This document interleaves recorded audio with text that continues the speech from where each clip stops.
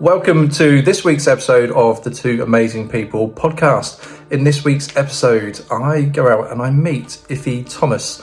Now, Ife was nominated by Sarah way back in episode 3 as one of her amazing people, and this episode is the longest one we've ever done.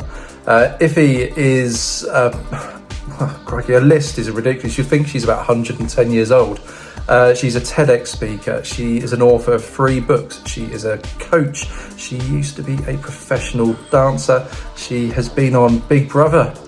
The list is endless, and that is why there was no chance we were getting this in under an hour. So it is a long episode. I really hope you enjoy it, and thank you as always for watching and supporting.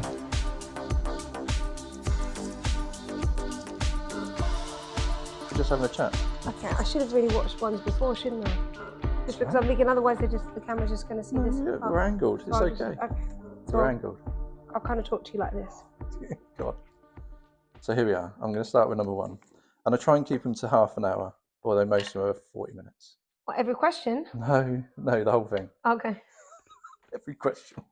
I would have brought my lunch up and had some dinner and things. I don't think you've met me before. I'll try to. Each question's about a minute to answer. Right. We'll be all right.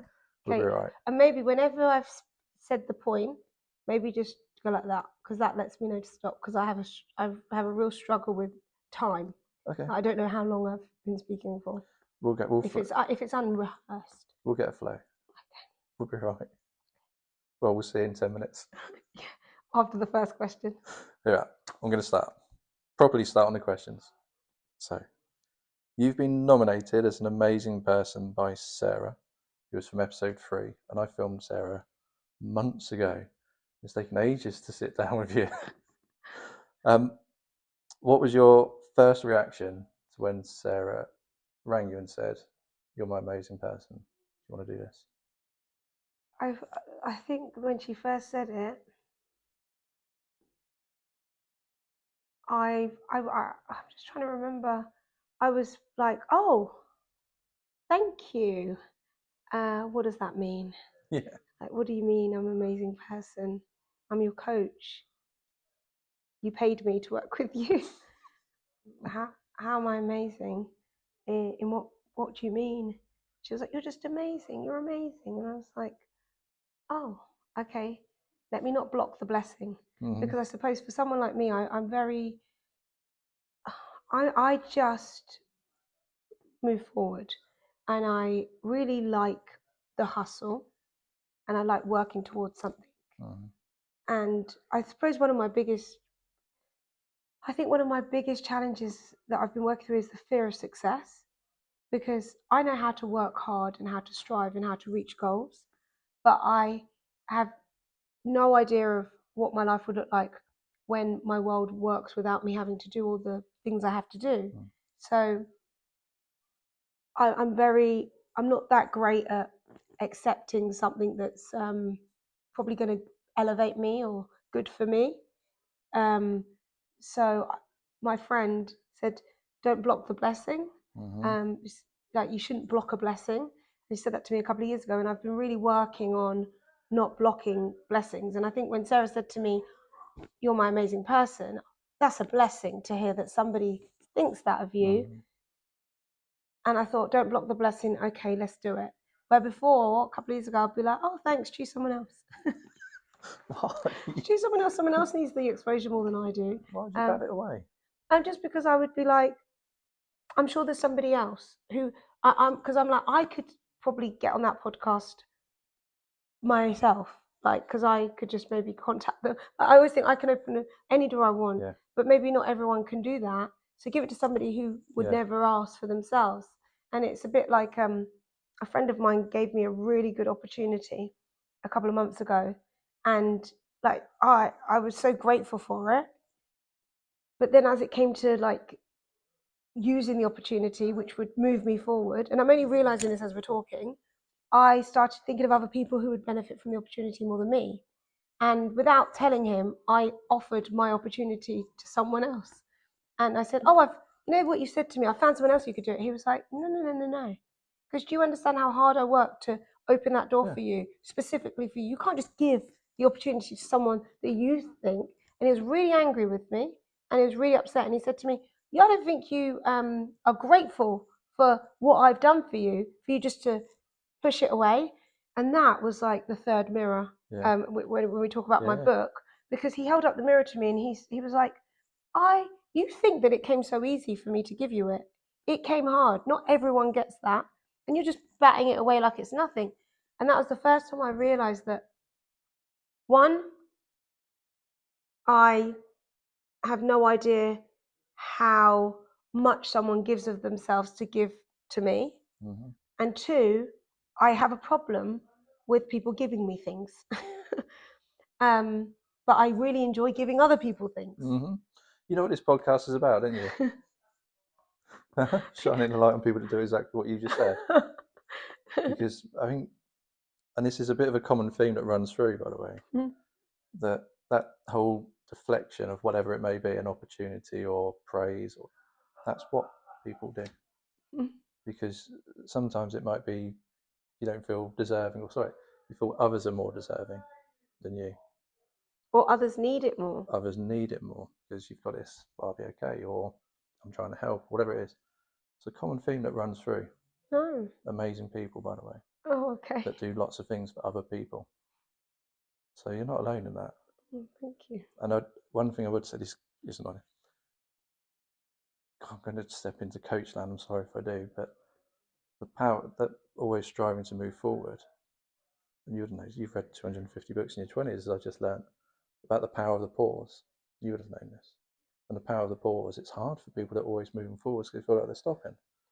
And just taking that moment to stop. And I heard this line, which stuck with me for a long time, actually. I use it a lot now, about people, you said about fear of success or fear of failure or fear of whatever. And it comes with this whole theory about success and failure, that your ambition lies, you're not a failure, your ambition lies beyond the success you've already enjoyed. And that's a powerful thing to think about, because there's nothing wrong with celebrating the success you've already had, or celebrating the opportunities or praise you've already had, but knowing that your ambition to keep moving forward is a part of you.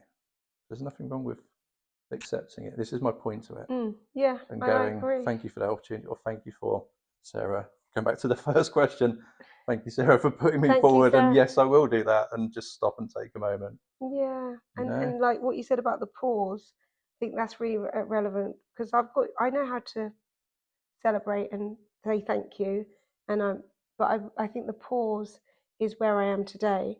And I was speaking to a dear friend, and they were just like, you just keep going, and like, this person wants to spend time with me, but I'm like constantly on this, like, and he was like, why?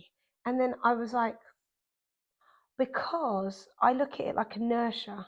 When I've started the engine and I'm going, so if I have to stop, I have to use all the energy to start the engine again. Where if I keep the car rolling, it can just keep going, which means, so then I realized that my biggest reason why I don't pause completely to a stop is because maybe I deep down don't feel like I have the energy to start again. So I just keep going. But he challenged me to pausing and stopping. So tomorrow until Monday, I will be stopping. So I'm doing everything. Today, you went through the list before we started filming, so yeah. Doing everything today so that I can comfortably stop.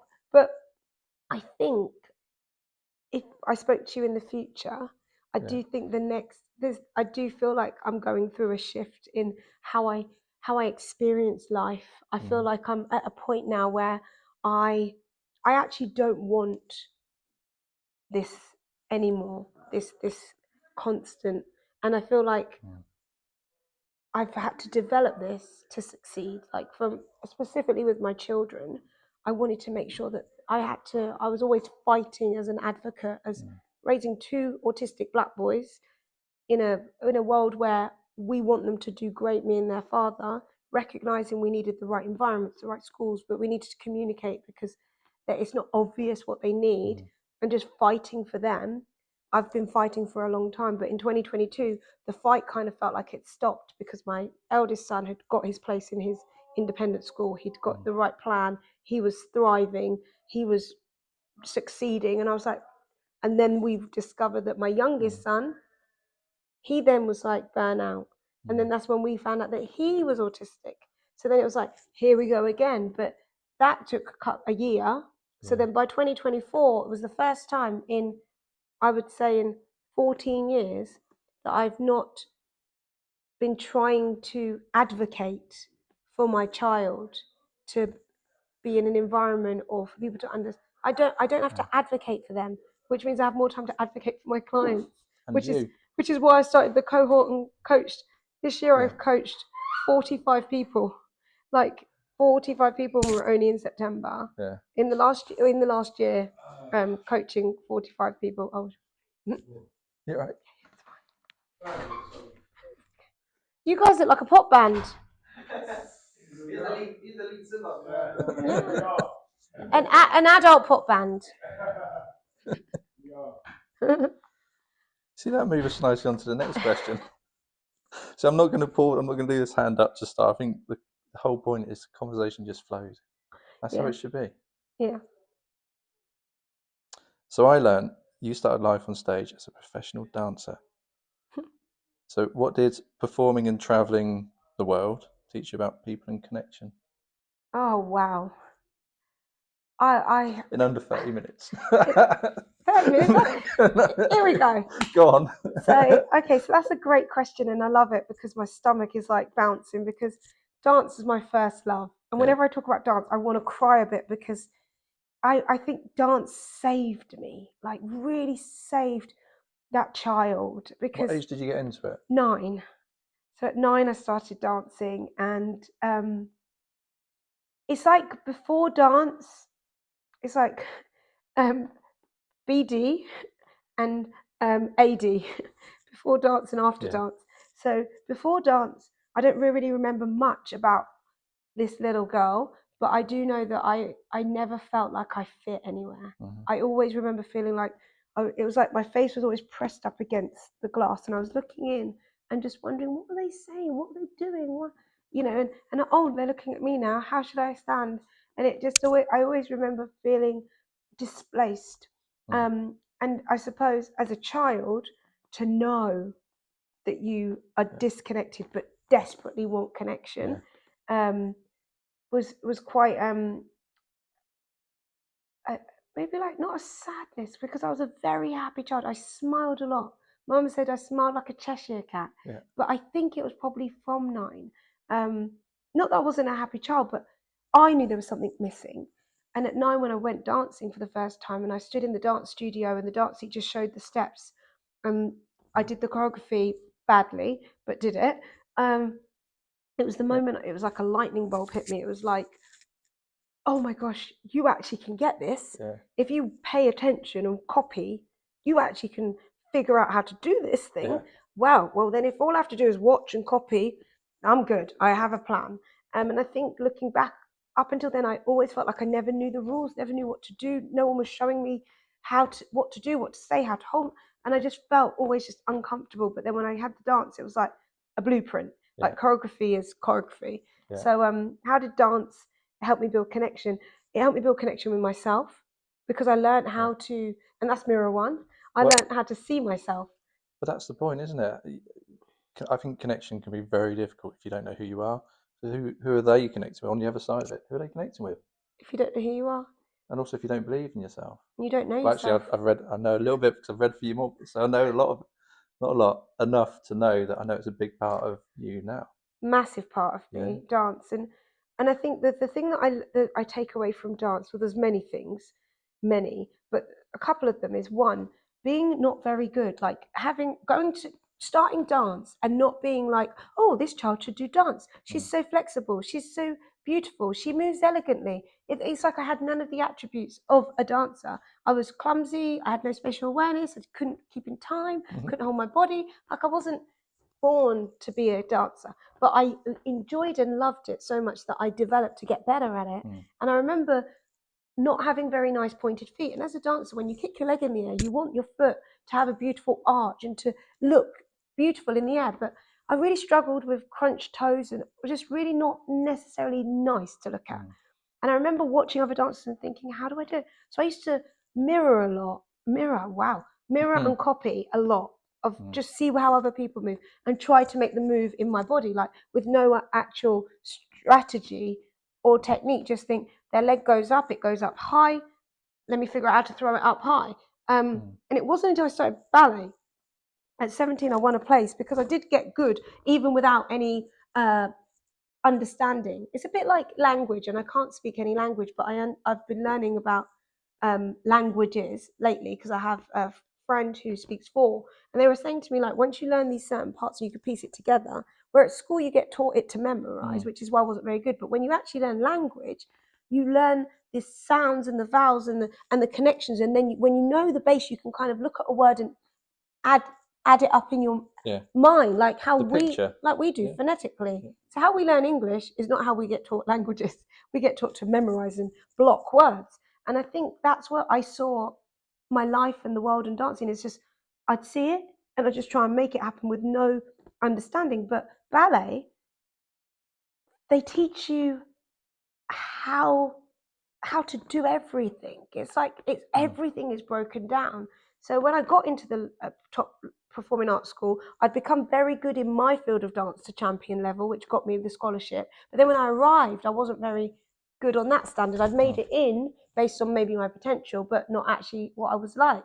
So I remember standing in front of the ballet mirror and hearing all these French words and trying to figure out, I'm wearing the right clothes, I'm wearing the tights, I'm wearing the shoes, I'm wearing the leotard. I look the part, but I have no technique and no comprehension of what a fondue is, what a frappe is, what a développé is. I don't know these French words and I don't know how they connect with my body.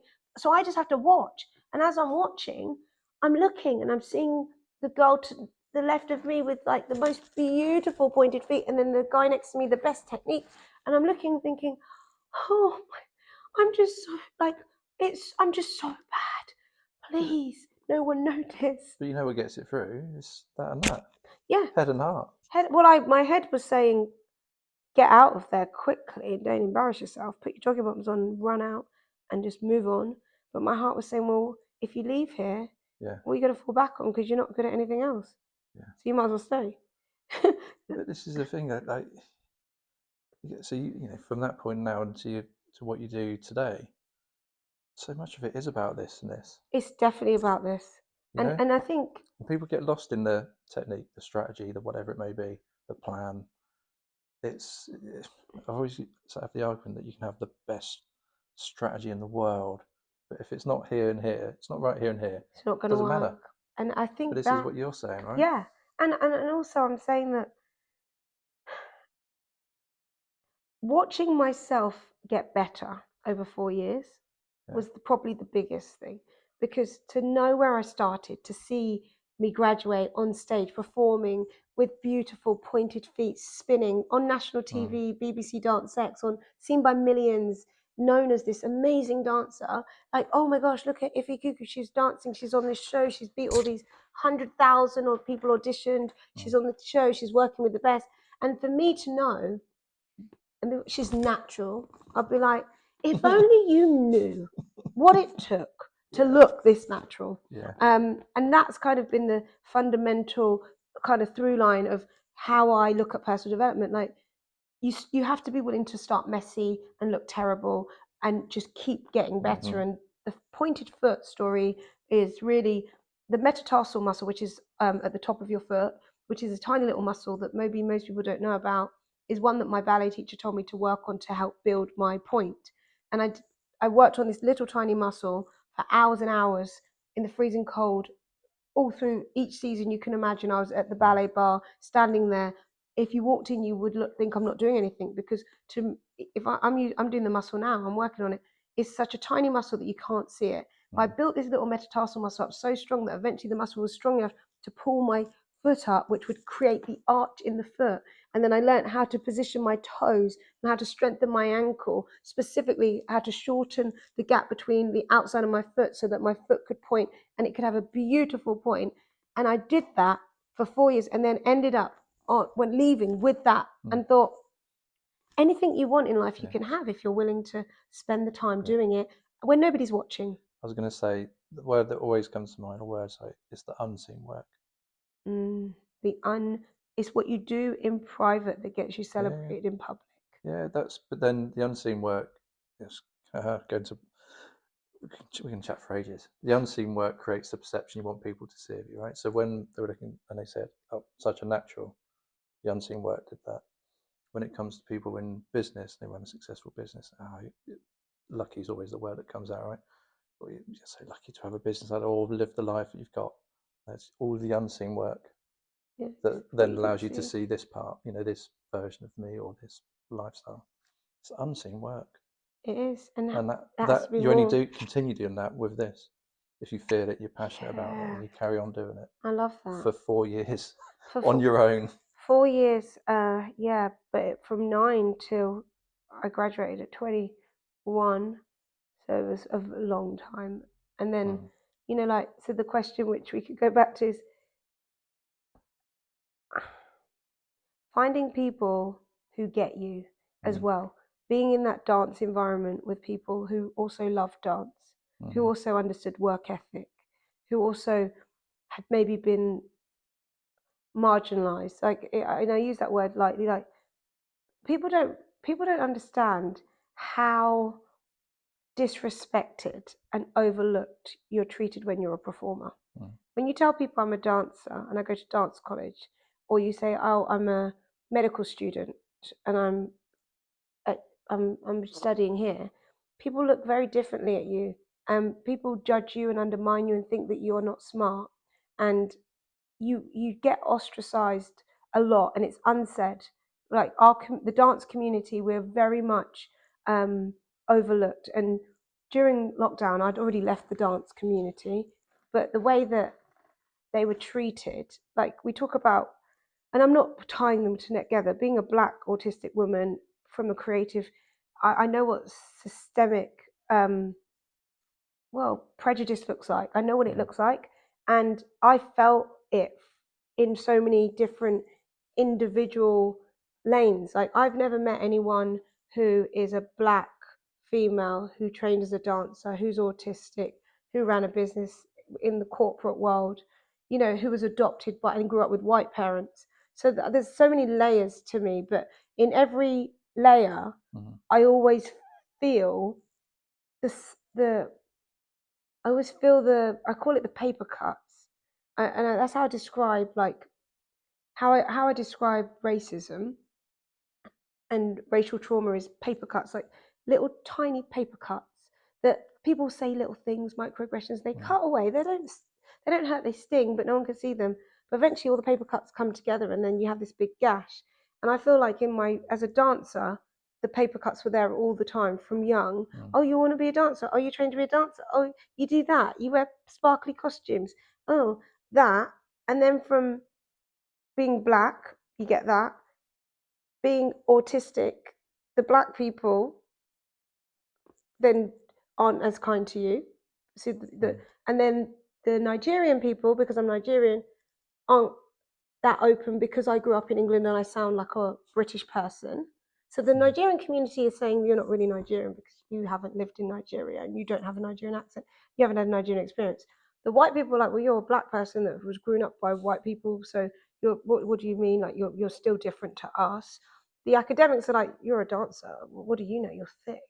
And then having autism is like wipes them all out, and then raising children with autism, and then going to speak on behalf of those autistic children.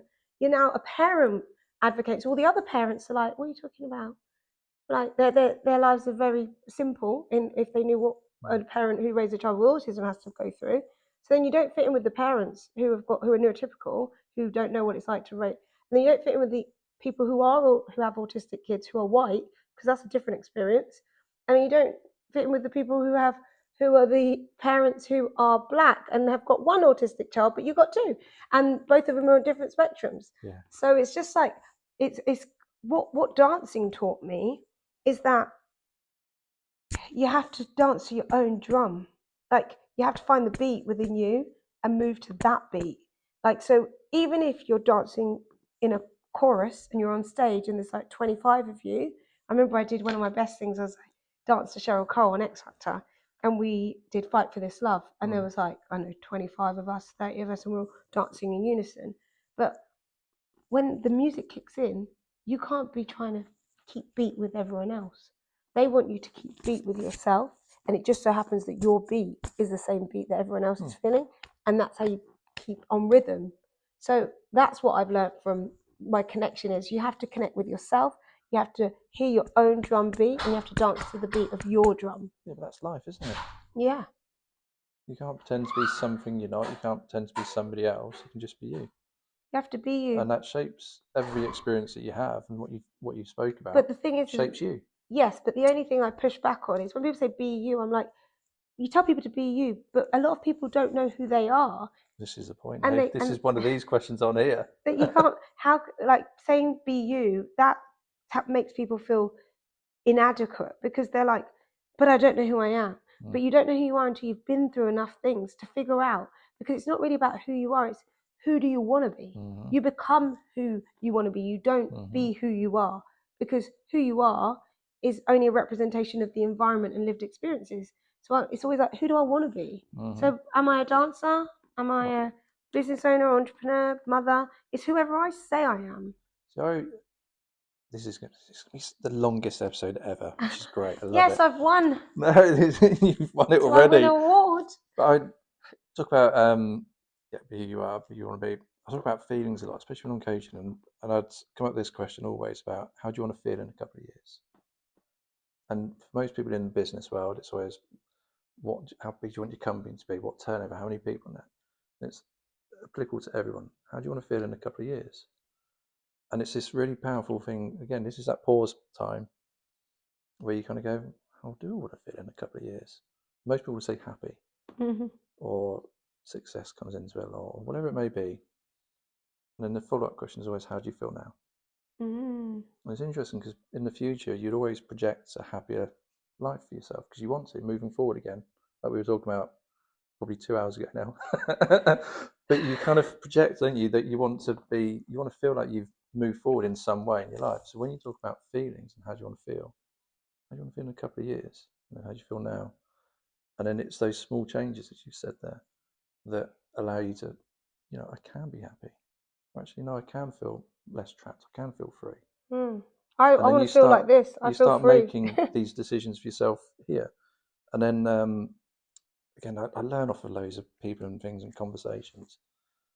And there was this one, I saw it, it was online actually, and it was the question that was asked was to a guy, what day did you fall in love with your wife? He's like, I can't remember the day. He's like, so there wasn't a day where you fell in love, but it was just an accumulation of time where that feeling started to grow, and then you loved your wife. So when you change it to happiness, you say, what day did you become happy? You can't pick out a day. I can. But do you mean I can pick out a day? But you can't. It's a progression thing. But I think, you see what I mean? And so when you talk about going back to be you, well, that's you being you, as I said to you. Well, that's a today thing. That's great. But you tomorrow is different. You in a year is different. You last year is different. Yeah, you will continue to grow. This is the whole point about it. This is life, and this is what allows you to do what you do for people now. I do think with happy, some people can, like through my autistic brain, I can pick out days. I know what day. I have specific days where I actively remember it's changed. Yeah. Like, so I know the day that I became free. I know the day when I first became happy. I know the day when I felt the safest. So once I experienced the day, I try to make that day continuous. So for me, it was 2015. It was on the 16th of September, 2015, that I felt free. And it was 2013, July the 13th, 2013, when I decided that I was going to be happy. I was like, and they're all moments in time. Like, 'cause I look at life like a timeline, and every thing that happens, we can either anchor it in and like save it. I kind of save it as a snapshot in my mind, and then I decide, am I going to use this to change the course of where I'm going, because I feel like it's happened to show me something or prepare me for something. So there's been many like moments, snapshots that have happened where it's happened, and then I've decided to move forward. So and I feel like that's the observer effect. Like, and that's what makes somebody in control of their life, because if you're not observing and watching yourself, how can you just keep going? I see. So you in trip control over. of your life. I'm sure you did a post around something that I also read about how long emotions last, the 90 seconds. You did, didn't you? I'm sure I read it on yours, yeah. Yeah, as well.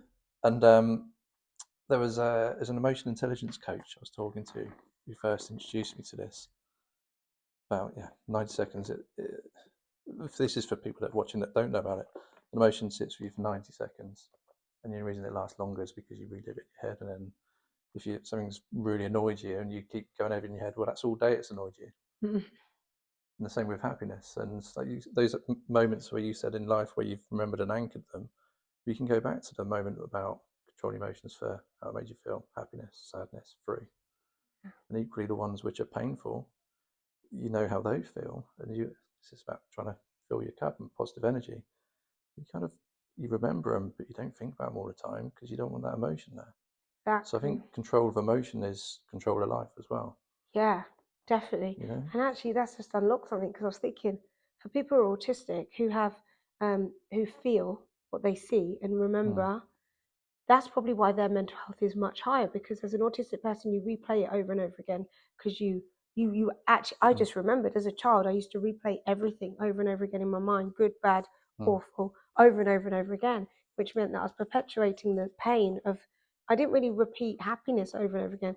I repeated painful moments so I could try to understand where I misunderstood or where it went wrong, or try to hear what they meant. Like, I'd always like rewind to understand in my mind. Yeah, I'd be like, oh, how did that end up like that then? What did they say? Oh, how and I'll play it over and over again in my head so I can hear it in different. And then I'd anyway, basically, and then I would, throughout life, I would see things that reminded me of that, and then I'd couple them together and then analyze them in my mind. I'd be like, oh, that person did that at that time and meant that. And that person did it as well. Oh, well, that's what that must mean then. Like, that's how I'd build up awareness of the world. Yeah. It's interesting how different people's brains work, though. Really interesting. Yeah. Should we go on to question 2? No, that is question 3. Are we only, what question are we on? I don't even know. Just pick randomly. I don't even look. Question 3. Yeah. We've covered so much of this, which is lovely already. We're finished now. No, we're not finished. There's loads on here. Like there's loads on here that I think would be really nice for you to talk about, if that's all right. Okay, yeah, sure. You just got to let me just talk about just that. Yeah, nobody covers so much. Right, are you ready? Yeah. So I learned, obviously, you got injured. So my question was, when injury changed your path, how did you cope with that moment, and what helped you find a new purpose? Injuries. Yeah. I think it was kind of emotional. So I snapped my anterior cruciate ligament in a dance studio in front of my peers while being filmed, while auditioning for Pharrell Williams. So it was like painful here. Painful because it was just annoying, because I really had the choreography down. I was doing it. I was like, boom, boom, I'm going to get this.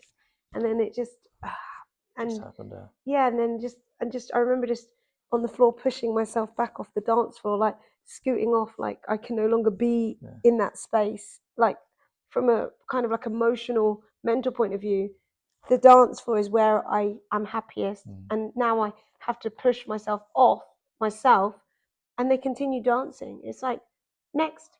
It was like a real, like, quite literally a knock you down moment. Yeah, knock you down. You're not okay. You've fallen. You've hurt. It's a serious injury. That's your knee, isn't it? This is your knee, is down. Anterior cruciate ligament right exterior there. And this one here. It's right here. Yeah. And it just crunch. So I went to got the MRI and was told I can have keyhole surgery and all of this stuff. But what I never really talk about is that from 17, that leg had been giving way. So at netball, I played netball. Whoa. So my mum always she insured our legs. We were me and my sister were dancers, and she insured our legs. She had to pay insurance. So she would say, "You've got a roller skating party at Rollers. I don't think you should go if you've got a competition. You want to go on your bike? Well, you could fall off it before the competition." So we grew up knowing that dancing is our thing, and we're not going to sabotage it. But I wanted to play netball, didn't I? There's nothing wrong with that. So I played netball after school. Yeah, but like wanting to play netball or do something. Yeah, but I wanted to play netball after school, and I was allowed. And I got someone came up to me and hit me wrong, and I think that's when it first happened. And then I was dancing before I even auditioned for the Erdang. I was on crutches, and the doctor said, "Oh, it's nothing." But what actually happened was a tear then.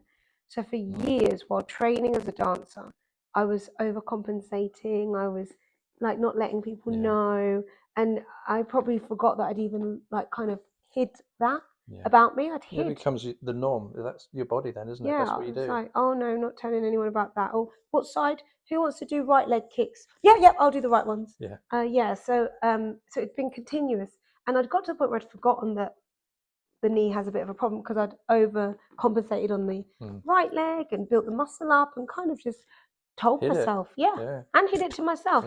So when that happened, and I had the surgery, even though the doctor said to me, "Your knee will be strong and you can go back out there," I'd already gone, I don't know. I don't think I can, every time I kick my leg, if I can get rid of that crunching sound. I don't know if that worry that it will happen again. It'll happen again. And also, I don't feel like I'm strong, and I'd have to work on my body, and I'd have to start again, like the whole engine thing. I would have to start conditioning my body again. And what if I'm not good enough? Or what if I'm not strong enough? Or I've got 2 children now who are little babies. Like, can I really do this? So I sat in the hospital room, and it was like this is where the book Finding the Light in the Darkness was kind of, I sat in the dark, and I sat there and was like, what am I good at? And all the way through my dancing, I'd worked in telesales, and I was good at it. People said I was really good because I just followed the script and do what I was told, overcome objections and close the sale, and I could follow it. It was a choreography, it was clear, it was concise. I like rules. Structured. Yeah, so I could do that, do well, earn money. I worked for a PR company in London. I worked for an accountancy sales company in Milton Keynes. And I always used to pay my bills with that because I was like, I'm never going to work front of house. Like for me, most dancers will go and work front of house. For me, that was torture. Watching people on stage doing the job I want was just like, I couldn't cope with it. Eventually, I did get a job working at the Lion King selling ice creams. I went to Lion King on the weekends. Oh, you'd have seen me then selling ice creams. Yeah, with the little things. They still got the things around their necks with the. Oh no, they don't, do they? This will be 20 years ago. Oh, I used to have like over. I know what you mean though. Over my shoulder, and there was a tray, and it's and a little Haagen-Dazs, which would be £5 an ice cream, and a little change pot, I think, no, a little bum bag, and I'd sell ice creams, and I saw the show 800 times. Like, I'm not exaggerating. I counted how many nights I'd worked. Did you? 800. I'd go matinee in the evening, but I thought, being a pragmatist, I was like, I'm going to get a job. It's going to be at the show that I want. So I learned every single person's part in my head, memorized it, did the whole routine, knew how to do it. And when I worked on the stalls in the bottom, and then I'd work on the circle, the royal circle, and then I'd work in the grand, and I'd watch it from every angle so I could learn the choreography. And I thought, when the auditions come up every year, I'll go there and they'll know me. Great positioning. Get to the auditions, they're like, right, who knows the lioness dance? I'm like, I've watched the show. I'd learnt it mirrored. Of course you have, because you're the other way around. You're not on stage. Yeah. So I'd learnt the whole show the wrong way, which meant my brain had to which meant it was like not knowing it. Yeah, starting again. Yeah, you see. Yeah. Oh my gosh, I'm finding a connection of my own through line. Yeah. I don't like starting again. Yeah. No, I don't like I don't like the energy that you have to use to start again. I could have started again with my knee. I didn't want to go back and train. I could have started again and learnt the routine of the Lion King the other way around. I didn't want to do that. And just in my work. So what did I learn from the injury? I learned that back to netball, you can pivot. Like you can actually pivot. And I found out that I'm good at sales and accountancy. And I set up a business in my living room. I laid there in the dark and said, what do I want to do? I want to be successful. I want to be financially free. I want to not have to audition and be rejected all the time. I want to have money in my bank. I want to drive a Range Rover. I want a house with a cinema room. And I started making a list of everything I wanted. I was like, this is what I want. I want my children to go to private school. I want this. Right. How am I going to get there? I'm going to build a business and I'm going to be the boss and I'm going to grow it from the beginning. Did it 18 months into growing the business. We had 6 members of staff, 2 shareholders, and we were a fast growing accountancy network. One of the fastest, I believe, in Milton Keynes, to sign up all of these accountants, build the business, get an office. And then from there, I was like, okay, cool. Where are we getting there? And then working hard with my husband. We got everything we wanted. We got the Range Rover, the house with the car, the £1 million house, and the everything. We got it all, and that's basically took 10 years to get it all. With just that one vision. And along the way, I was like reinventing myself, saying, okay, I've got all these staff, but it's draining. How do I make the same money without having to pay all of the money out to staff? Okay, I could be a coach. Oh, how do I become a coach? Let me go and train with the person I've been listening to. So I went to California and trained with Brian Tracy and learned even more from him. I'd been listening to his audiobooks and then got to work with him. Then when I came back, I made such a good impression. They were like, do you want to run the Brian Tracy Global in the UK? Because we feel like you know the material. Yes. So I started to learn down the franchising routes and and then I just realized that everything I'd been learning and teaching and I'd go and train companies. I was like, only certain people get access to this information. So what about my community, my people, whose companies aren't paying for them to have this really like forward-thinking personal development training? So then that's when I wrote the first book, Powerlift Your Career. So you can get it out now. Powerlift Your Career. So I wrote this because I really wanted to show people how to change their mind. So I did 12 steps to success, break down like using dance choreography. I wanted something simple because I read those 250 books, but by the time I'd written this, it was probably a bit more. But I just felt like every book was great, but no one actually gave me like the choreography. Like, just give me the step. I don't even need to know what's the roadmap. Just tell me exactly what to do. How do I start my day? How do I think? What do I get rid of? How do I process? How do I write the goals? How do I do all the things you're saying, which is great, but how do I do it? So this book basically tells you how to get it. So then I wrote that book, and then that book ended up being the book that got me into speak. I wrote programs, audiobooks, group coaching. Like, this book has been the gateway to everything that I achieved right up until 2023, like doing masterclasses and everything. But then in 2023, I realized that there was something missing from this book, because this book is all about go, go, go, go, go, go, go. Yeah. Like step 1, step 2, step 3, step 4, go, go, go. But I hadn't considered what happens when you get there. No, what happens when something happens in your life that knocks you on the floor? What happens when you are in the darkness and you're halfway through these chapters? And that's why I wrote Finding Light in the Darkness. So Finding Light in the Darkness, I wrote this because I was like, okay, so you're on your journey, you're trying to get there, you understand, but something's happened. For me, my mum died. So when my mum died, even though I know these steps and I'm very ambitious, what do you do when you get knocked down? So that's when I looked at my knee injury and realized that for my knee injury, what I did when I got knocked down was I created a vision for what I wanted my life to look like. And then I got up and moved towards the vision. So I wrote this book to help anyone who was on their journey, but had, got an illness, someone died, or something crazy had happened in their life, and they needed to know, how do I? So this became like the extra part where when I go to organizations, not only do I speak about mindset, finding the light in the darkness, I started talking about not getting up, because around this time we were living in a world where we say, just get back up, bounce back up. And I was like, no, stay down. Like you said, feel the feels, feel the emotions, experience it. Don't get up till you know where you're going. Give yourself the time. give yourself and allow yourself to say, I feel really rubbish right now, and feel the feelings. So that's kind of where that come. And I didn't think I was going to write another book, and I did a TED talk in Nigeria called Own Your Shine, which is all about the 5 steps of a motivational speaker, the 5 things to do to find your light in the darkness. So I was like, done. That's not. You got book number Finished. 3. And then book number 3 came out last week, and it was inspired by my TEDx youth talk, because TEDx,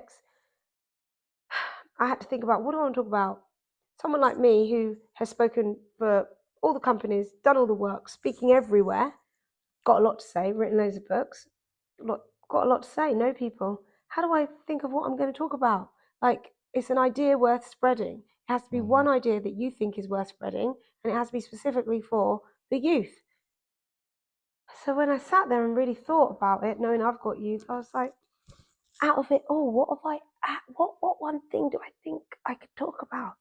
And because people know me as confidence, like all my work is wrapped up in how to build unshakable, unstoppable self-confidence.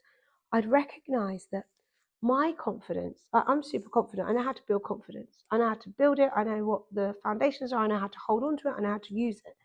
But I realized that I was having to top it up a lot. And I was thinking, why can't it just be sustainable? And the reason why the confidence wasn't sustainable, it is sustainable, but it's about actually how you engage with the rest of the world, whether your confidence is lowered. So then I started thinking about cognitive dissonance and how I'd experienced it. Even though I'm a confident person, I'd experienced cognitive dissonance. And the cognitive dissonance was like basically, and it was getting under my skin. So I'm a confident person. I understand the strategies for confidence. I don't have anxiety or depression, and my brain is my biggest asset. So I know what to do. I'm a coach. This is my area. So why is my confidence needing to be topped up all the time? What's happening? And I realized what was happening is my values and my beliefs were being undermined because I was doing things that didn't align with my true values.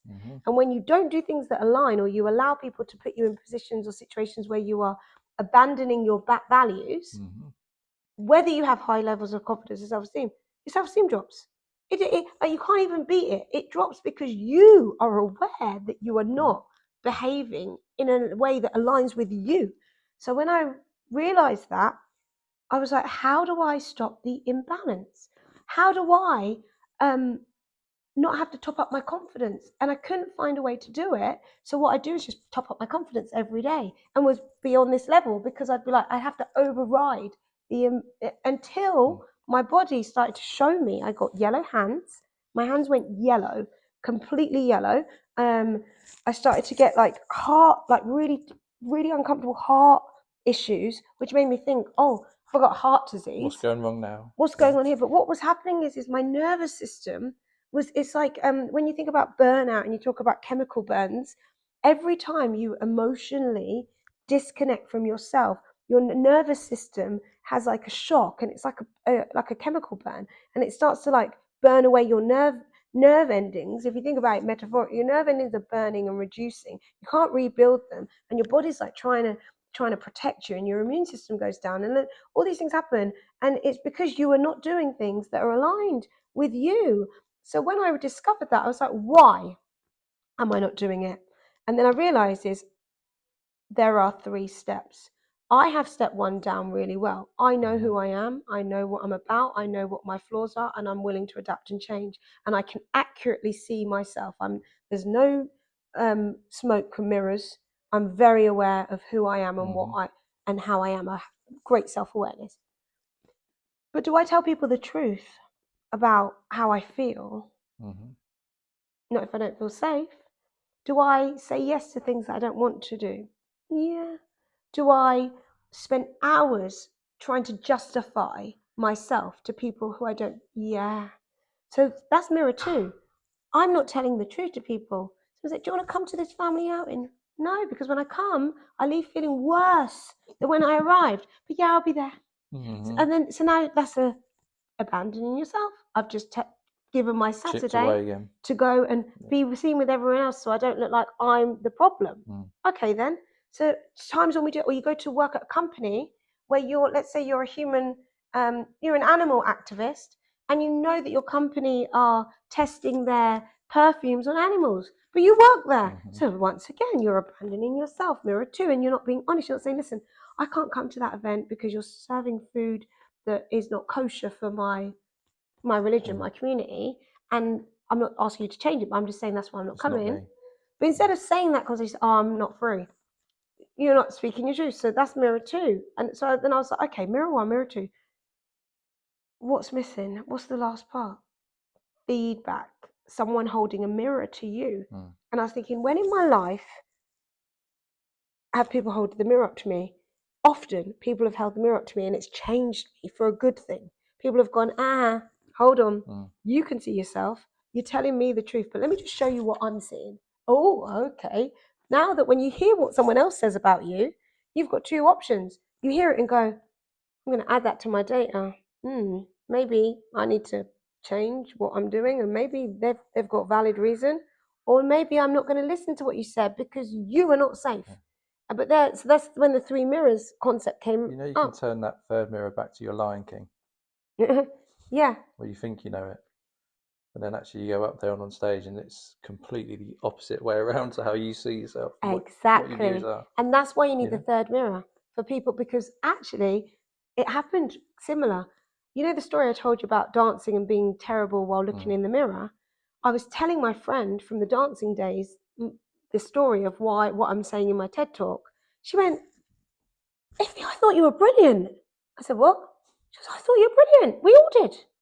You were brilliant. I was like, what you mean back then? She goes, you were brilliant. And I was like, so then I was like, so why did I see? It's because what I had imagined I would be like, it didn't meet up to my expectations. But if I would have asked her to show me the mirror and her mirror would have said, you're actually pretty good, that would have given me a bit more clarity and perspective. So I could say, Miss, so I could say to my teacher, Miss, my ballet teacher, I actually would like some extra help, please. Could you help me? Because I really need some help. Because I need some help here. And then, excuse me, we hired this space out, lovely. We're filming.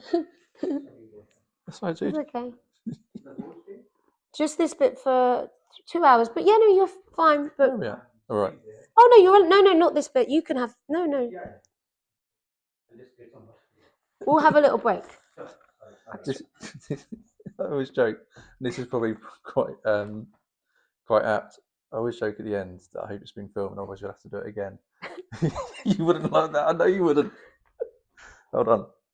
Of course it is. It's an hour. Well done.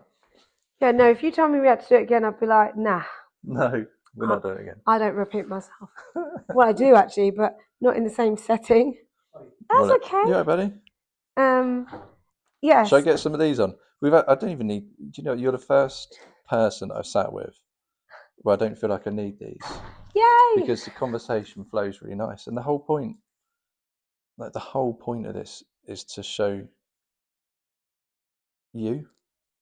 Oh, well, hopefully you're getting to know me. Yeah, but this is it, and these questions normally there to prompt it, but. Oh God, I don't need a prompt. No, you don't. I'm not a chat GPT. I am the chat GPT. There's all your answers. No, but it's cracking. Right, I'm going to give you a couple more on here, though. Can we do that? 3 mirrors. Go on.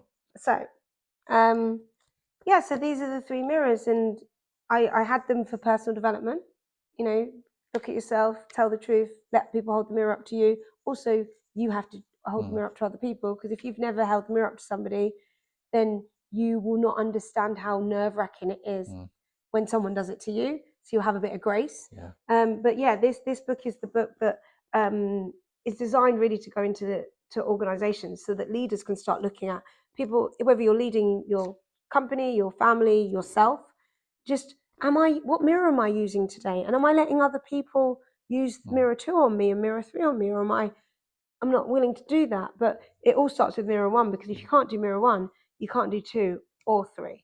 So that's kind of the concept, and that's the TED Talk, and my new focus is around those 3 mirrors. You've answered this question. Oh. You see, this shows that I've done some research, right? I thought you talk about radical honesty and your three mirrors framework. Where did that idea come from? Ta-da! It comes from there. So do you want to say that bit and then put that in No, before I speak? no, it just goes out. There's no chopping and changing. People walking in, people talking about boy bands. It's just That's that. you just film the whole thing. You don't even edit it. Yeah. Oh, I love that. Yeah, because otherwise you get a filtered view of the conversation. So I like just to have it flowing. Oh, okay. So now you're going to go, oh no, but that's how it should be.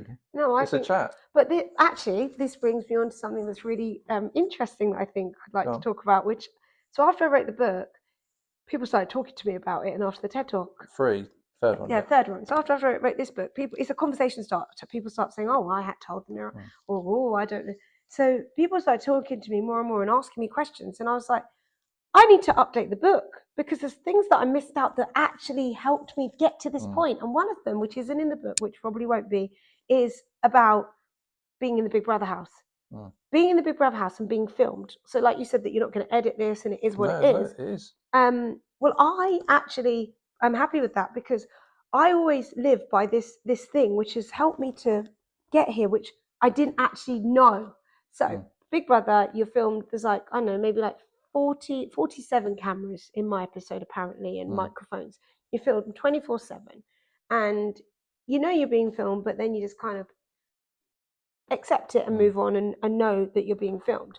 So being filmed in the Big Brother house, you're exposed, but you're not just exposed. They can edit it, they can produce it, they can do whatever they want to put it out, and you sign that agreement. So when I came out of the house, I had this enormous sense of anxiety because people started coming to me and telling me about myself. Like, oh, when you did that was really funny, and I don't remember doing it, or I didn't like the way that you responded to that. Like everyone has an opinion about, and I was just like, and people would walk past me and be like, or if I'm busy doing something, someone would walk past and go, "Who do you think you are?" I'm like, I don't know you. Like they're like, I said hi and you didn't say hi back, and I'm like, whoa. And for like young, I think I was 23, like to feel that level of people having something to say to me, yeah. And for the 6 months after, you were going to ask a question? No, I was going to say about the opinion bit. People, quite rightly so, can have their opinion, but it doesn't give them the right to voice it all the time in the way that they do. Yeah, it was really uncomfortable. I was in Sainsbury's. I was in Shepherd's Bush, and this woman walked past me and went, "You just gave me a dirty look. Do you think you're somebody now? You've been on TV?" And I was like, "Oh my gosh!" But I remember I was very young as well. So was I 25? I was 25. So what I noticed is after I came out of the Big Brother house, I still felt like I was being watched by people. Wherever I went, I'd be like having something to eat and I'd look up and there'd be people like pointing at me and stuff. So I said to myself, if you were being filmed now, would you be happy with what was being shown? Because when I went in the Big Brother house, I said, I'm going to be myself because I don't want to leave and regret that I played up to the cameras, or I want to be able to defend myself.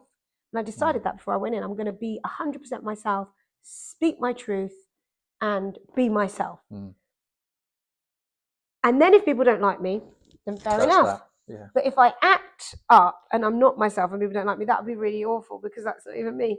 So when I left the Big Brother house, I was just like, every time I do anything, I'll imagine that someone's filming it, recording it, and going to show people. So whatever I say, let me make sure that I can defend it.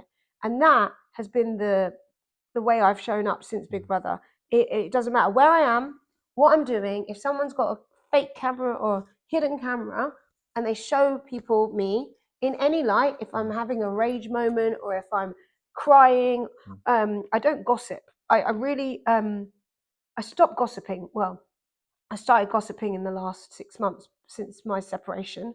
Obviously, I will rant about him, but ultimately, I don't gossip about people. And I say, if I'm going to talk about somebody, then make sure that I'd be willing to say it to their face. So whatever I say, I'm like, I would, if you recorded me saying it, I'd be happy with you showing them it, because it's how I feel. That's your core principle. My That's where it was born. Honesty. You know?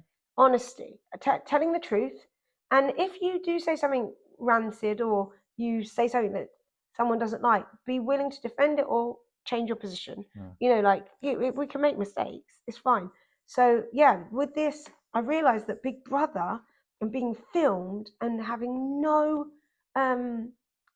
control over the edit was enormously uncomfortable but freeing. And that's how I live my life now. Is that the day for being free? No. Oh no, I think I've opened up another can of worms. No. I remember when the doors opened in the Big Brother house and I walked outside, it felt like I'd been wearing tight shoes for 6 weeks. I felt like, I could breathe. It felt like in there it was like an oven, a vacuum of like some going sort, to combust. Like, it was a really, really intense environment to be in, just because the lights were so bright, like consistently bright. I wore sunglasses a lot.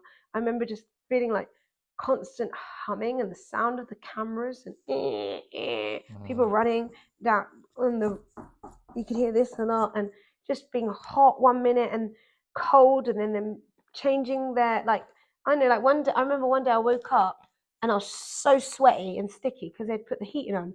The Big Brother would like to let you know that there is no hot water. Have a good day. That was one of those ones. And we were like, oh. Like, it's just like, oh. Or I was in the kitchen and I was like, what time is it? Oh. Did a bit and went back and I was like, where's 4 hours gone? And I was like, they've changed the clocks. They've changed the clocks because I do not know what happened. How has it gone from 12 o'clock to 4 o'clock? There's a problem. I'm going into the Big Brother house. I'm with Big Brother room. I'm going to talk to the diary room. I'm going to tell them they've changed the clocks and they need to stop messing with us because it's going to make us go loopy. I was really upset about it. Went into the diary room, told them, I know what you're doing. If we don't know what you're talking about. Then I went out and told everyone else and was like, guys, listen, this. No one cared. No one cared. They were like, and I realized, I was like, these people are not my people. Like, something like that, I think, is a really important thing to talk about. The fact that they changed the clocks and that they're messing with us. But everyone else had kind of accepted that they're happy to be messed about with. I was like, this is an infringement. This is mental health. This could make us go loopy. This can make us lose our sense of time. This can affect our equilibrium. This can make us overwhelmed. This is a dangerous thing. They shouldn't be doing this. We did not sign up for this. And everyone else was like, I don't think they changed the talk. One person said to me, Ife, I think that they didn't change the clocks. And they just walked off and I was like, I don't know who to trust in here. Do you know what? Shows how much time's changed though, doesn't it? For now.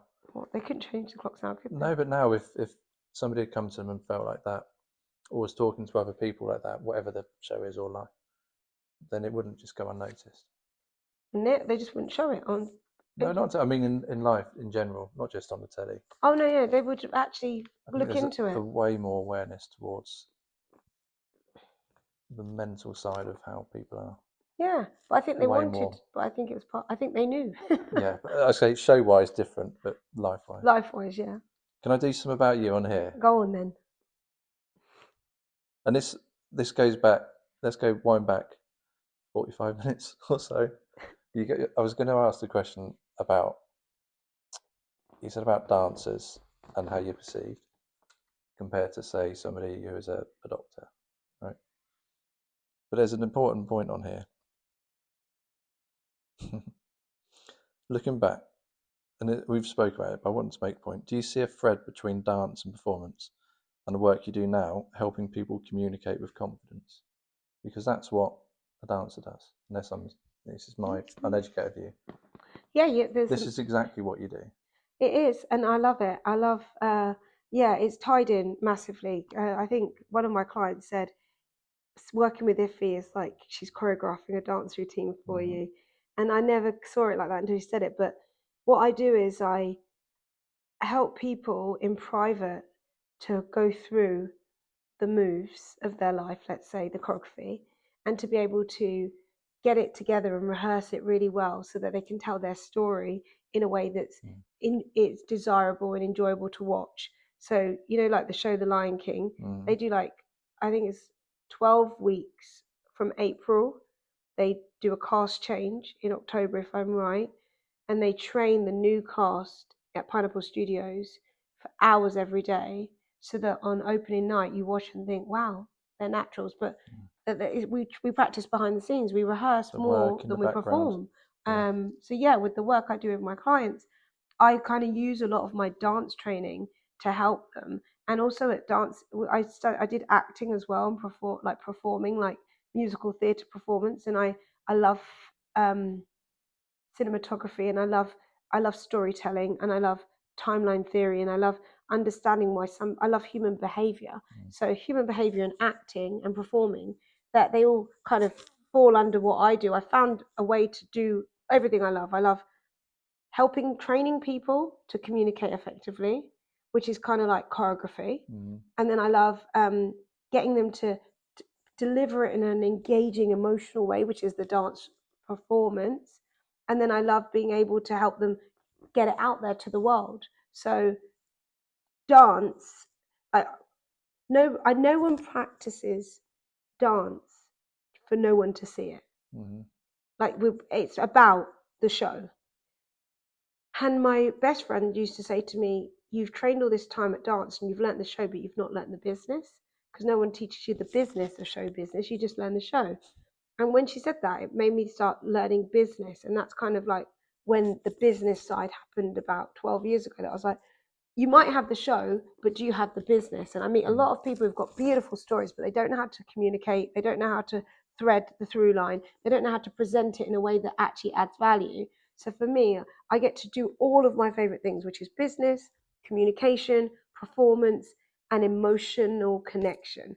And that's what dancing is. It's an emotional connection. It's not just to you, it's the audience. You can feel the audience. So as a dancer, you feel the audience as you move, but as a speaker, you listen to the audience, you listen to the listening, and that helps you. So I always say to my clients, listen to the listening.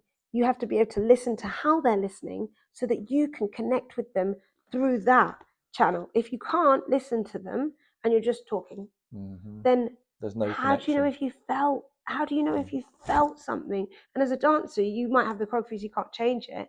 But if you can, I think it's harder because as a dancer, you can't just change the move unless you're freestyling. But if you're in a group, you can't be like, oh, I don't feel like they're feeling this, let me change it.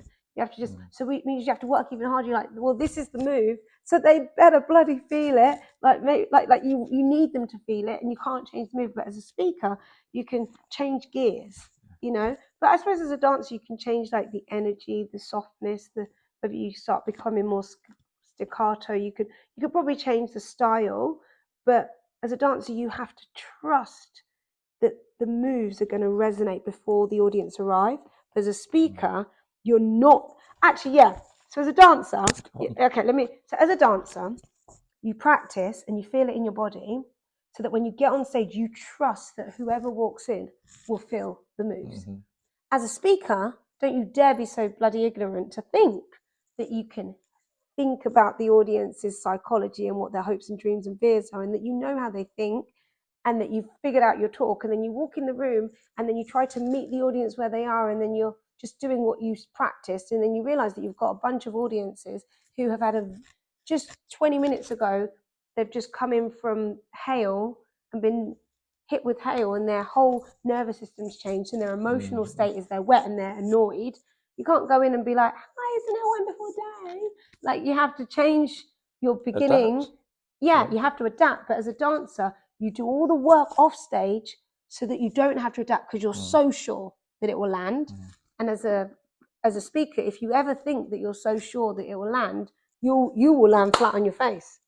So a speaker requires much more, because you have to adapt in the moment, and you have to be connected and confident enough to throw your script out the window. It's a combination of everything, as you said.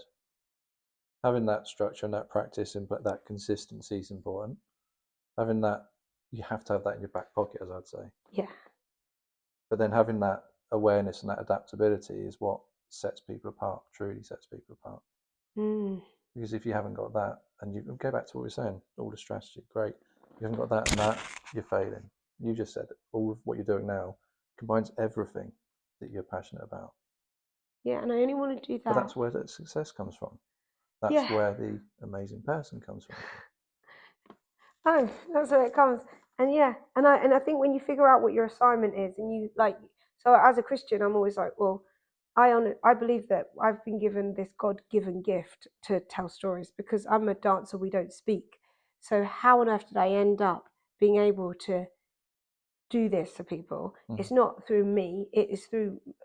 I believe it's through my faith. It's through God that He's given me this gift to be able to sit back, listen, and then just pull it together. I mean, before I work with anyone, I pray. And I ask them if I can. And it's funny because most of my clients are people of faith. Like literally, I attract people who are like, please pray. Before I work with a client, I pray and I basically ask God to help me die to myself and to give me the words that I need so I can hear them and hear them in their story. And then when we start and I go through my process, after, I never know. Every time I think, I hope I've got it. Because it's not like I'm like, yeah, I'm definitely going to be able to do your story and it's going to land and it's going to be your brand story for the next 10 years. Because people who work with me, we build their signature talk that is part of their message and their fabric of who they are for however long until they stop. It's their brand story. So it can't be like, oh, I think it works. I have to know it's going to work. That's the bit though, the no. No. And I know because I pray. And when I say it back to them, and it's like through me, I'm not thinking about what I'm saying. I've took all the data and everything that I've asked, and my brain just goes, and I go, if I was you, I'd say it like this. And then the words just come out of my mouth. And I use ChatGPT to record me saying all the words, because I don't know if I will ever. And then as I say it, the person in front of me is going, crying, like, how did you? Like this, they're like translating it. literally. See, I love this because you can just tie it all into everything that you've spoken to me about. And going back to the Lion King again, and watching 800 shows and being able to go everyone's line, everyone's movement. Forget that it's the wrong way around, but you learned it because you're listening, paying attention. This is the same for those people. Listening, learning, caring, and being able to take it all in, and mirror it back to them. And then deliver it back. Mirror, Mirror. This is in a way that they understand it like they've never understood it before, and they literally like, I never knew, and I'm like, that's why. And for me, I cry with them because I'm like, oh my God, you've been through so much. Like I'm just like literally like I was just thinking about the lady I was just working with at the moment. I'm just like, So when I say it back to them and then give them their final script, when they've got it, I'm like, you will never change it. Like, because I'm so like committed to that. I just want. I'm like, no. So we've done it now. I'm like, you're not changing it. I'm like, now we're going to build on it and bring your personality, and I'm going to train you like a dancer so you can perform it like a pop star. And I love it. I love my job. I love that I get to do it. I just don't know how to bloom and scale that. Like, I mean, I've now got to a point where if I have 8 clients every single month, I'm earning the money that I want to earn and I'm enjoying every part of it. But then I have to keep getting the 8 clients, which is like, so at the moment, I'm at a point where I've got a strategy in place so that I can, if I can get, I teach them over 4 weeks, and then I've got 2 weeks of the business and modules. So that's kind of, this is the second month, and I've hit my like 10K each month from them. But I want more because that's not going to sustain me. So I need to have 8 new clients. And I'm like, I could do that. But there's the thing about, I don't want to have to, what I don't want to do is have to find them. Like that's the bit I don't want to do. So I'm trying to figure out a way for it to, but then also I'm thinking, if I keep doing this, which I love, will I ever want to stop? Because it's quite, there's nothing, like for me, it's like they think, well, I am helping them, but I'm getting a download of their life. It's like, forget reading a book. That session is like their biography. And they literally, we're wrapping it up with what was the biggest aha definitive moment that you've learned that you will use to move you forward in life. It's like they're giving me like the password to their life safe of knowledge. For me, I'm just like, every time I work with somebody, I walk out like I've just got a new book in my head.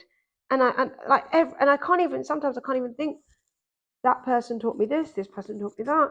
It's like, it's just there. And it's like, so I don't think I'd ever want to stop, because it's like, it's my connection. But that's your thing. And that's all I ever wanted, was connection. Yeah, but that's your thing. This is a really good place to stop as well, because it goes back to right at the beginning with your 9-year-old self. Yeah. I just wanted to feel connected.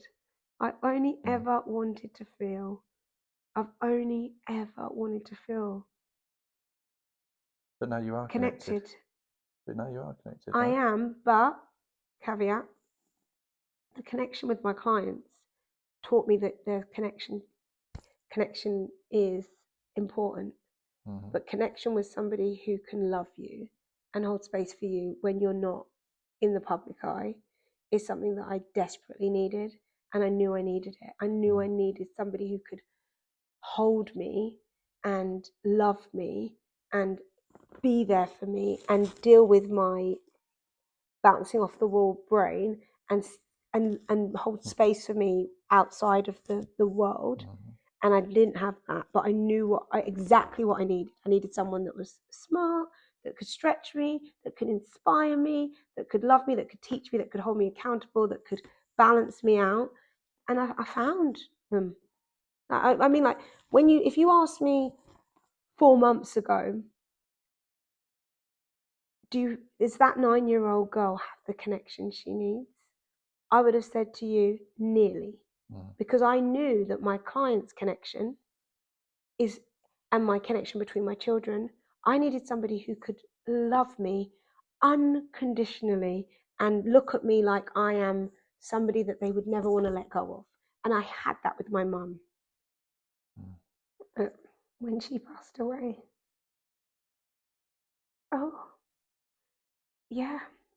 when my mum passed away, I just realised I'd never have that kind of love. The love of someone who loves you no matter what. But then, yeah, and I didn't think anyone else could give you that, like your mother. But yeah, I met someone who does. Maybe we don't show this part, but yeah, I met. This is you. Yeah. This is you. Yeah, and I think the thing is, what with my whole life, it's all planned, organised, choreography. I'm not doing anything without a plan. Like, I won't. But this season, I stepped out, like, I had my Red Sea moment. Like, when I gave my life to Christ, I got baptized, and I was still in control. I was still like, and then finally it hit me, March this year. I said, okay, God, you take the steering wheel. I'm no longer gonna push open doors and let's just do what you say. If you're so almighty and you've got me, let's do it. And I was watching Moses in the Red Sea, Testament on Netflix, and I was watching it, and I was sitting there in the living room on my own. And then Moses had got all the Israelites with him, and they'd been walking for 40 days, 40 nights, and they were all moaning, saying they want to go home, they're hungry, they want to go back to captive slavery because that felt safer than the unknown. And Moses was like, oh, you need to keep coming.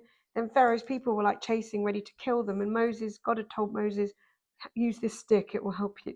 And Moses was like, I don't even know why you chose me, because I'm not able to lead these people. I'm not a leader. And then when all the Pharaoh's people come, Moses just stuck out his arm, and then the Red Sea opened. And it was like so cinematic. And there was like all these Israelites and all these. And as they started to cross the Red Sea, I heard this voice say, would you do that? Like, would you be brave enough to do that? And I was like, no way. No way would I walk across the Red Sea with the water this high, not knowing what's on the other side and if it ever's going to crash in.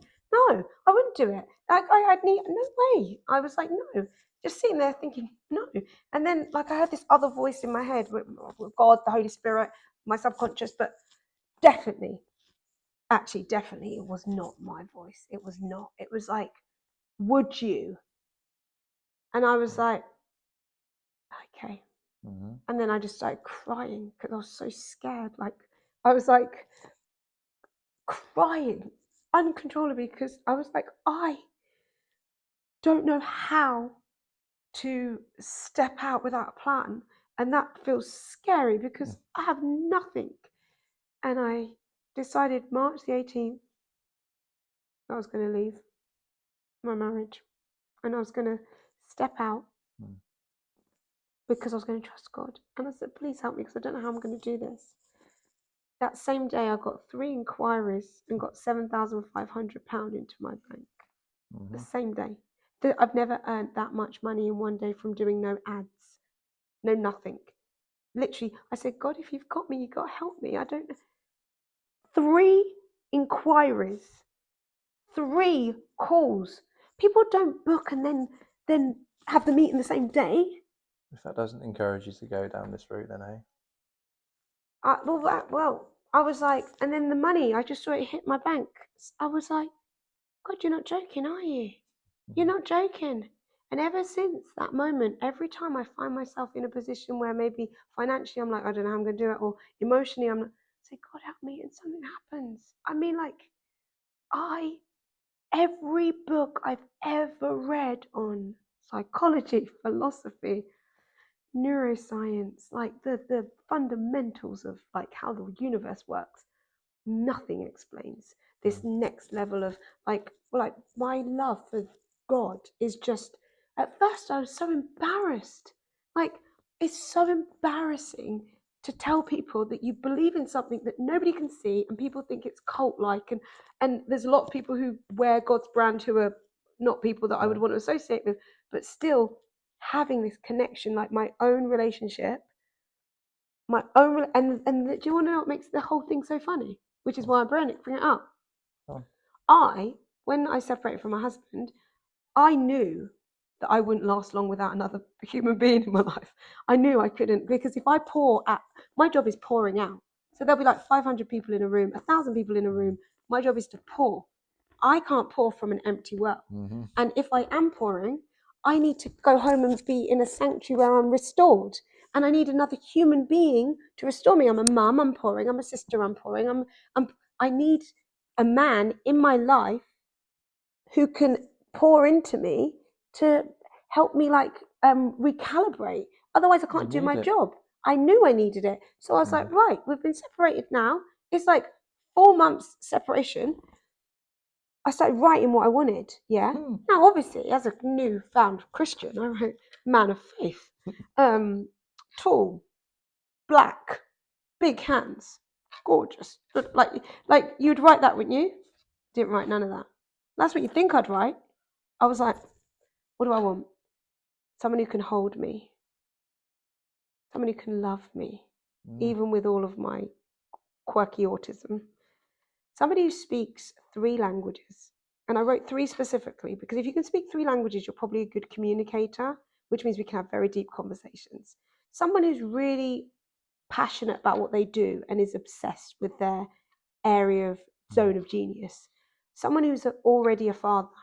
I want someone who knows how to love someone other than themselves. And then I wrote somebody who can give me really good hugs, like someone who likes touch. So I wrote my list down, and I think I might have wrote something else in there. Someone who wants to live somewhere hot, because my ex-husband never cared. He actually is not allergic to the sun, but he doesn't really like being in the sun because he's skin. But I crave the sun. So I actually don't want to live somewhere where I have to be like this. wrapped up. Yeah, I don't. It's just not, I don't feel like this is like, I don't want to be cold. The sun makes me feel alive and free. So someone who likes the sun. No word of a lie. No, so I put that down, close the book. Yeah, I'm in Italy. I'm 3 weeks into my internship, not my elective. I'm studying luxury brand management in Torino. 3 weeks, got 1 more week till I have to come home. I say have to because I know when I'm coming home, I've got this new place that I'm living and I have to move and we have to do all the stuff with the kids and have the serious conversation. And we've got the parenting coach that we've hired to walk us through for a month in how we talk to the children. Like, it's heavy. I'm going back to heavy. And I start to feel nervous. And I'm like, God, help. And then that day, the day after I wrote the list, I was in town and I had a webinar to do in the UK for 450 doctors. And they were like, can you join us on the webinar to talk about the webinar in the brief? And I was like, quickly pulled my laptop out and found somewhere to go. And I typed in, logged in. And then when I logged in, the camera came up and I could see all these people behind me. Thinking, oh, they're going to be on the webinar. So I went and spoke to the people and said, hi, I'm doing a webinar. Do you mind being on the camera? Because there's going to You're be in it. yeah, you're in it. They were like,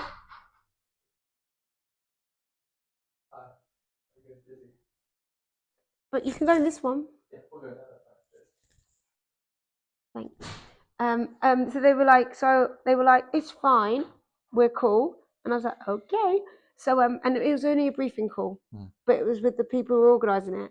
So then when I finished, they started talking to me and said, who are you? They said, hi, I'm the global director of this company. I'm the tech version of it. We're all the global directors of this huge company, and we really think that what you're saying sounds good. Would you like to come to an event on the piazza tonight? We'd love to talk to you about what you do. We've got 300 staff. We think you'd be great. I was like, okay. Then I invited my friend, who's a contract lawyer and about 10 years older than me, who I was staying with, and we walked to the event. And when I walked to the event, I didn't know someone was filming me because they'd seen me and thought, oh, you look nice. Filmed me, went to the event, was there for an hour. Then I went and did the actual webinar live. 4 hours later, I'm standing with my phone nearly dead, waiting for my friend's husband to pick me up. This person rides up to me on a bike and says, I really love your look. I'm a photographer. I'd like to take your photos. Here's my Instagram. I looked at his Instagram, saw all professional photos. I was like, yeah, okay. So my phone's about to die though, so do you want to find me on Instagram? I said, yeah. Next day, I've doing my assignment in a bar. He messaged me on Instagram, says, my camera's lens is broken. I swear it's not a pickup line. However, we could meet and I could take pictures with my iPhone. I know it won't be as good. I was like, he goes, you can wait until the lens comes, which will be back in 2 weeks' time. I'm leaving Italy in a week. I said, well, we could just meet for a drink if you want. He goes, yeah, and sends me his location. I said, I should let you know, I'm autistic. I said it straight away. I'm autistic and I struggle with directions and I'll get lost in Italy. Why don't you meet me where I am? Shared the location with him.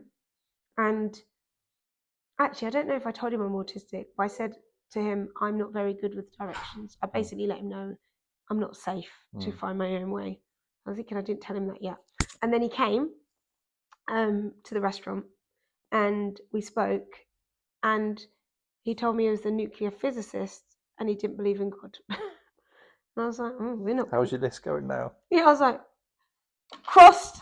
Wait, hold on. He's my height, white, looks Italian but isn't. He's Ukrainian. And is this your guy? This must be.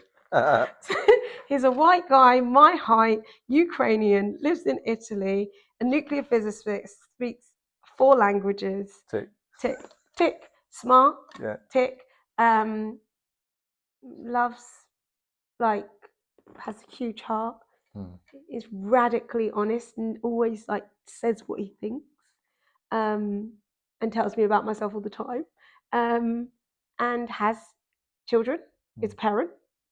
And everything on the list he ticks, except for he isn't a Christian. He doesn't have faith. But what he has is his foundations and principles. So what I actually wanted, what God sent me, not someone who has faith, like Christian beliefs, somebody who has principles and a strong foundation and is like a nuclear physicist. He's very matter of fact, measured everything. So I always feel safe with him because I know that I'm never going to There's no deviation there, is there? No, he's never going to deflect, distort, he's not able to do that because of his strong principles of this is it, kind of thing, which makes me feel so safe. So yeah, I think connection is about knowing what you what do I need? Mirror 1, Mirror one is, who am I? What do I need? What are my flaws? What are my areas of development? What are my non-negotiables? And am I adjusting and adapting as I go? And and mirror two, am I comfortable telling people my truth? Am I comfortable saying I find that hard? I'm not very good at this. I don't like it that you do that. I really want this. Like, just being honest about who I am, whether they like it or not. And then mirror three is, he can hold the mirror up to me and I hold the mirror up to him. So I'll be like, let me just show you. And the thing is if you think of two people, we're both looking this way, different ways. Yeah. We're literally back to back looking, having completely different ideologies and worldviews, but we're so different that we are actually standing next to each other. And that's how I see it. And the connection is that our backs are connected to each other, but we're looking from this perspective so we can communicate. And I've got a much more better perspective with the three mirrors of the whole world. I see the world completely different because his thoughts and what he believes, I hadn't even considered. Like, he's really into user experience. Like, everything's like, is this a good user experience for me? Like, even voice notes. If I voice note him and it's not a great sound, he's like, it's not a great user experience for me. Like, I want to hear what you say. Like, so please, when you leave me a voice note, can you leave it in a place where I can hear you? But all my life, I leave voice notes walking about this, like unbothered, until he's like, I really want to hear what you have to say to me. So could you please find a space so that I can hear it? And I'm like, wow. Sounds like you found your person. I have, because he tells me as well. I found my person, and people might think, really? Is it a bit soon? I'm like, I always say, how long do you want me to be upset for? How long should how long's long enough to be lonely? Because that's what it is, loneliness. You found your person. You found your person. Exactly. And I finally found not only myself, but also somebody else who is okay with me being myself. And I think loneliness is the opposite to connection. And if you think about from my beginning story, all I've ever wanted is connection, because I think loneliness is painful. No one wants to be lonely. I really enjoyed this chat. The longest chat in history. Wait, hold on. 1 hour, 1 hour 40. And I try and keep them to half an hour. All right, 1 hour 40. Let me do the last bit. Last bit. Don't let me speak. You have to speak. No, I refuse to. We're not getting to 2 hours. I've got loads in it. Do you know we could go for ages? Have you enjoyed it? I have. I feel like it's been a therapy session. Do you? Thank you. You'll have to invoice me. You've got out. I'm not invoicing you. No. You've got out a lot of stuff in me, and you've helped me. Like, I've never actually had someone do the connection on me. I realised that my biggest connection is not wanting to start the engine, because return on energy is my ROE is my foundation. Like, ROE, return on energy, is my number one sacred element.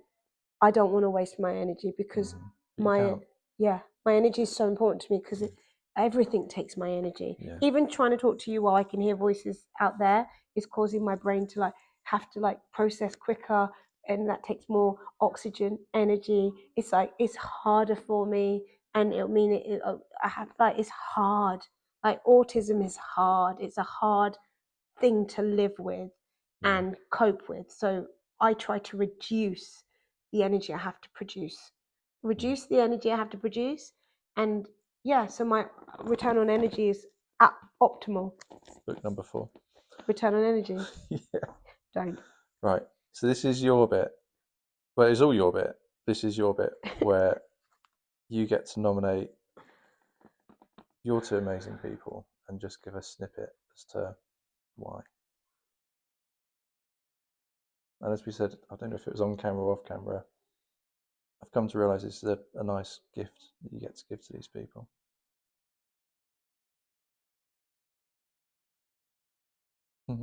I've got do I need to say? Yeah.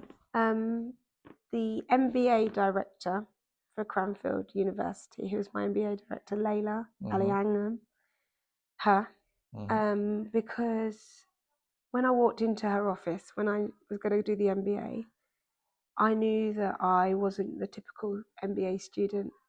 I knew that not everyone would understand me or get me, but she just held space. And throughout my whole year, she just kept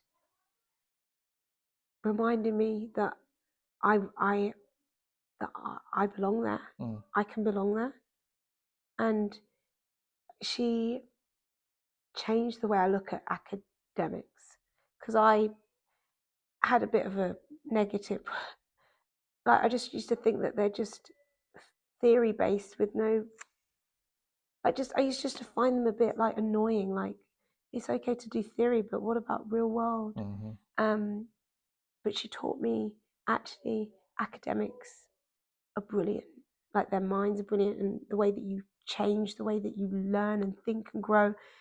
And also, she's one of a kind. I mean, like, anyone who's ever met Layla will say amazing woman. I mean, like, she did the job. Her job now, she's left Cranfield. Her job is now being done by 3 people. So that tells you. She qualifies as an amazing person. She definitely is an amazing person, and I'd love to gift her this, because she is somebody who, I think she's underestimated, and I think people underestimate her. Good. So we can shine a light on her, and she can showcase who she is. Okay, the next person is Luisa Valentino. Okay. So Luisa Valentino, I met her because she was my son Cuba's year 4 teacher. And my son was at a very elite boys' school. And I always felt, once again, belonging.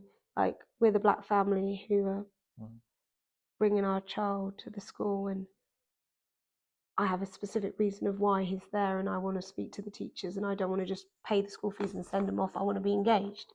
And she was just so kind, like, to him and to us. And knowing that she was his teacher, that year I did not worry, because I met her and I could see that she cares deeply about all children, and she's fair, and she's got 3 of her own, and she was a single mum raising her children, and that she just is like, I don't want to call her like Mary Poppins for children. You can. She's a bit like that. She's just so kind and caring and thoughtful. And during, like, this was year 4, my son is now year 7. Is he year 7?